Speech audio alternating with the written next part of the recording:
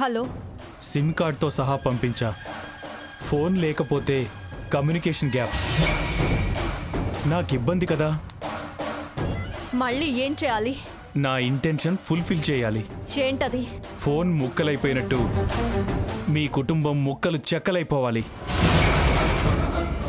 అది నాకిష్టం లేని పని. ఏది నీ ఇష్టంతో చేసావు గనక ఇది అంతే. కష్టం అంటే కన్నీళ్లే. అప్పుడు కూడా కన్నీళ్లే కదా. నీ బతుకు నువ్వు బతకొచ్చు, వాళ్ళ చావు వాళ్ళు చస్తారు. ఏయ్, పిచ్చి పిచ్చిగా మాట్లాడకు. నేను బ్రతికుండగా అలాంటి పని చెయ్యను. నీ చెల్లెల్లా హంస చచ్చి బతికి రాదు.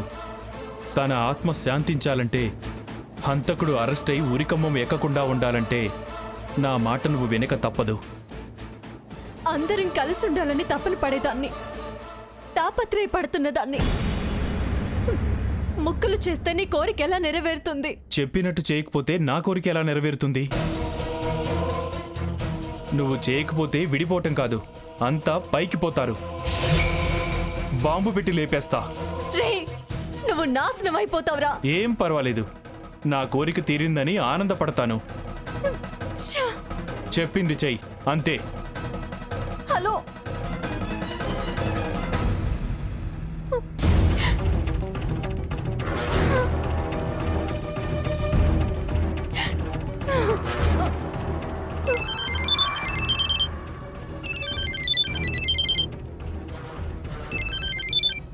హలో, ఎవరు?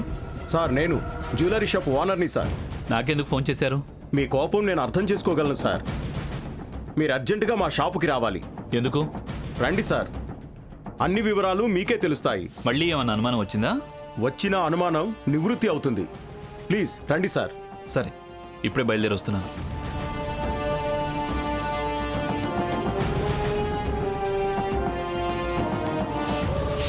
రండి సార్, రండి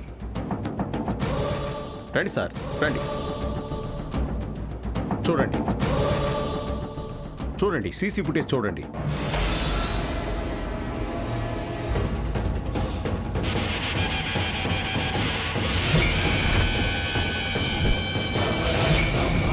జూమ్ చేసి చూడండి సార్.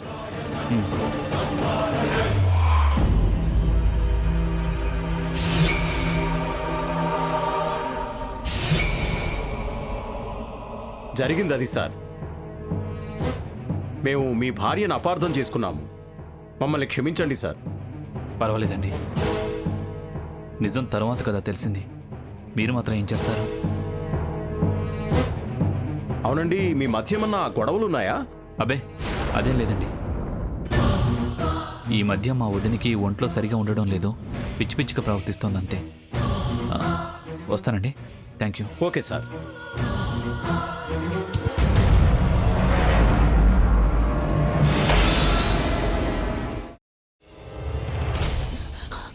నువ్వు ఇంకేమన్నా చెప్పాలా? ఇంకేమన్నా అబద్ధం చెప్పాలనుకుంటే చెప్పేయి. నేను చూడాలనుకుంటున్నాను నన్ను మోసం చేయడానికి నువ్వు ఎంత నీచానికి దిగజారగలవు అని. ఎందుకు ఆలియా, ఎందుకు నువ్వు ఇలా చేసావు? నీకు తెలుసు కదా, నానమ్మ తర్వాత నీ ఒక్కదానిని కదా నేను పూర్తిగా నమ్మేది. ఏమన్నావు నువ్వు? ఈ మధ్య అన్నిటినీ మర్చిపోతున్నావా? అది చాలు. వాటిలో ఉన్న శక్తి విషయాన్ని గ్రహించి మనకు వివరిస్తాయి.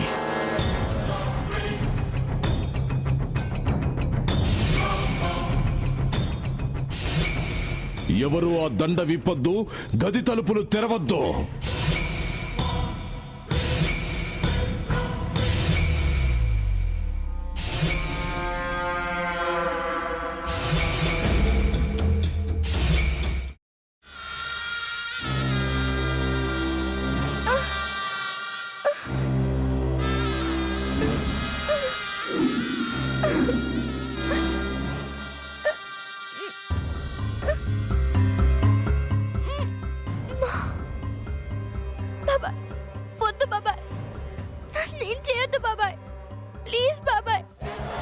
నిజం తెలిసినప్పుడే నా ఆలోచనలో నువ్వు చచ్చిపోయావు.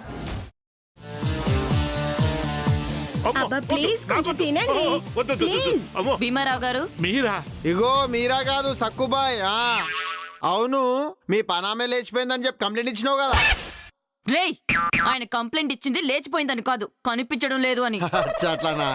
సరే మేడం. ఇడియట్. ఆ వంట మనిషి పేరేంటన్నారు? రత్తాలు మేడం. ఏం పెద్ద మంచి, నీ వంట మంచిని కూడా మేడం అని పిలుస్తావా? రేయ్ హాఫ్ బ్రెయిన్,